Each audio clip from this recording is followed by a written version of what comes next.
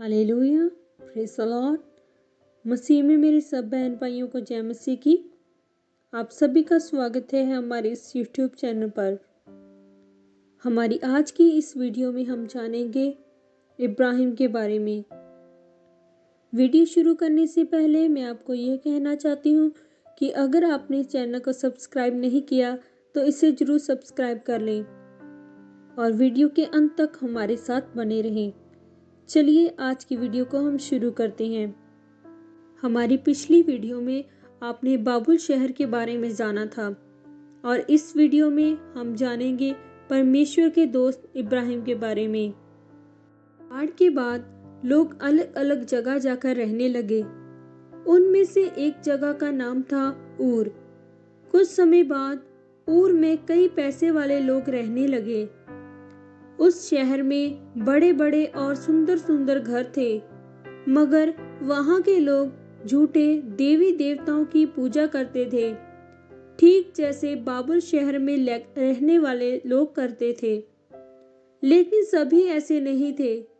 नूह और उसका बेटा शेम अब भी यहोवा परमेश्वर को ही मानते थे।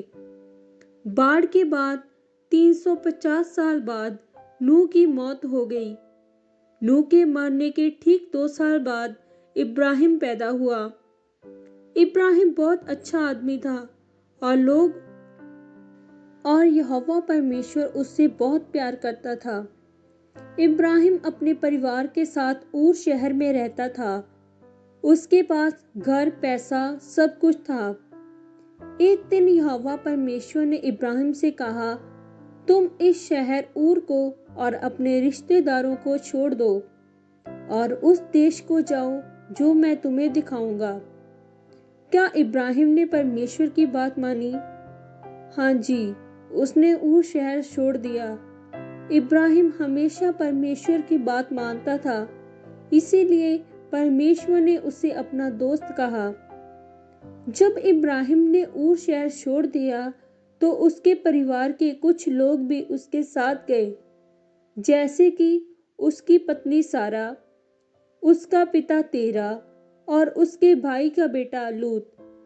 चलते चलते वे सभी काफी दूर हरान शहर पहुंचे। वहां इब्राहिम के पिता तेरा की मौत हो गई। कुछ समय बाद इब्राहिम और उसका परिवार हरान शहर से निकलकर कनान देश पहुंचा। वहां यहोवा परमेश्वर ने इब्राहिम से कहा, मैं यही देश तुम्हारे बच्चों को दूंगा। इब्राहिम वहीं रुक गया और तंबुओं में रहने लगा। परमेश्वर ने इब्राहिम की खूब मदद की। इस वजह से इब्राहिम के पास ढेर सारी भेड़ बकरियां और दूसरे जानवर हो गए। उसके पास बहुत से नौकर चाकर भी थे, मगर इब्राहिम और सारा का एक भी बच्चा नहीं था।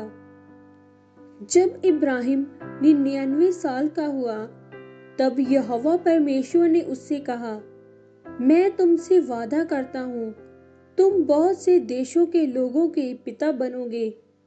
लेकिन ये कैसे हो सकता था? इब्राहिम और सारा तो बहुत बूढ़े हो गए थे और अब उन्हें बच्चा होना मुश्किल था। जरा इस तस्वीर को देखिए। पता है वे दोनों कौन हैं?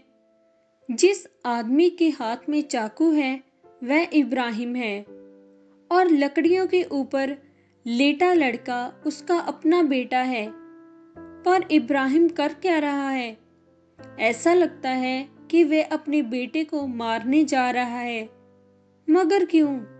ये जानने से पहले आइए देखें कि इब्राहिम और सारा को ये बेटा कैसे हुआ।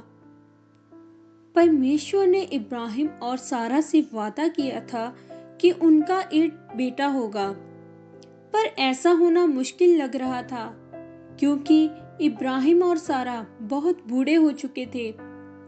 फिर भी इब्राहिम को यकीन था कि परमेश्वर के लिए कोई काम मुश्किल नहीं। तो क्या परमेश्वर ने अपना ये वादा पूरा किया? परमेश्वर ने इब्राहिम से वादा किए हुए बहुत साल हो चुके थे। अब उस समय इब्राहिम 100 साल का और सारा 90 साल की थी। तब उनके एक बेटा हुआ। उन्होंने उसका नाम इसहाक रखा।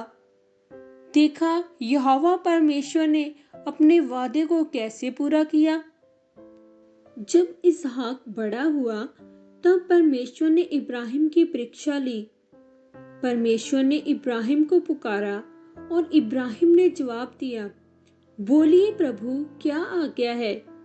परमेश्वर ने उससे कहा, अपने इकलौते बेटे इसहाक को लेकर उस पहाड़ पर जा जो मैं तुझे बताऊंगा। वहां तू अपने बेटे की बलि चढ़ाना। जरा सोचिए, परमेश्वर की ये बात सुनकर इब्राहिम को कितना दुख हुआ होगा। आखिर वह अपने बेटे से बेहद प्यार जो करता था।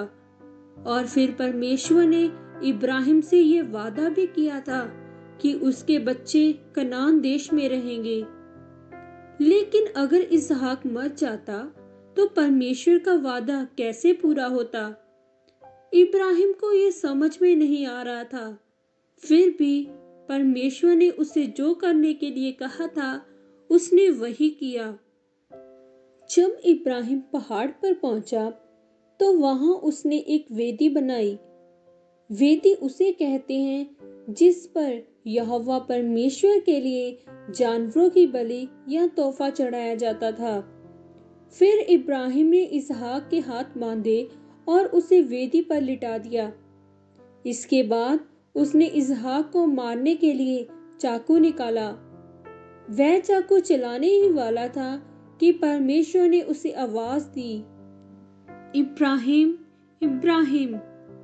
इब्राहिम ने जवाब दिया, बोलिए प्रभु क्या आज्ञा है। परमेश्वर ने उससे कहा, अपने बेटे को मत मारो। अब मैं जान गया हूं कि तुझे मुझ पर विश्वास है, क्योंकि तू अपने इकलौते बेटे को मेरे लिए बलि करने से भी पीछे नहीं हटा। सचमुच इब्राहिम को परमेश्वर पर पूरा विश्वास था।